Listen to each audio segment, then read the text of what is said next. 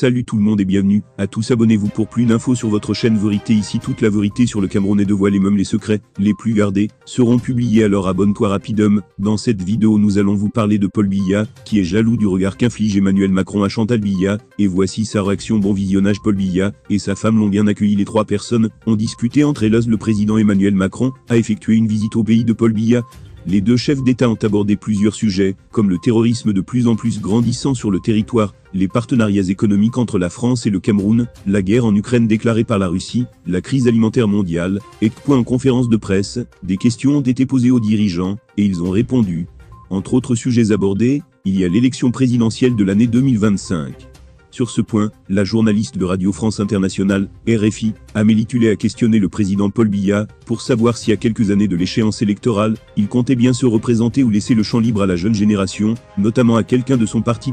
Comme vous le savez, le Cameroun est dirigé conformément à sa constitution. D'après cette constitution, le mandat que je mène actuellement a une durée de 7,07 ans. Alors, essayez de faire la soustraction, et vous verrez combien de temps il me reste à diriger le pays, a répondu le leader du Rassemblement démocratique du peuple camerounais, RDPC, Paul Biya, devant une foule qui a commencé par rire. Mais autrement, poursuit-il, quand ce mandat arrivera à expiration, vous serez informés sur le point de savoir si je reste ou si je m'en vais au village. Là aussi, les personnes présentes à la conférence n'ont pu s'empêcher d'applaudir celui qui est au pouvoir depuis 1982. Depuis un moment, les apparitions publiques du chef de l'État sont restreintes par son entourage et surveillées par les différents observateurs de la scène politique. Ce fut encore le cas mardi le 26 juillet 2022. Mais, comme rien ne peut plus être caché au monde, avec les technologies de l'information et de la communication, TIC, et la propension des téléphones portables, des moments embarrassants ont été pris par les caméras présents au Palais des Tout-Dits. L'un de ces moments est l'instant particulier, où le président Paul Biya a laissé son homologue Macron, avec sa femme Chantal Biya, le temps d'une petite discussion.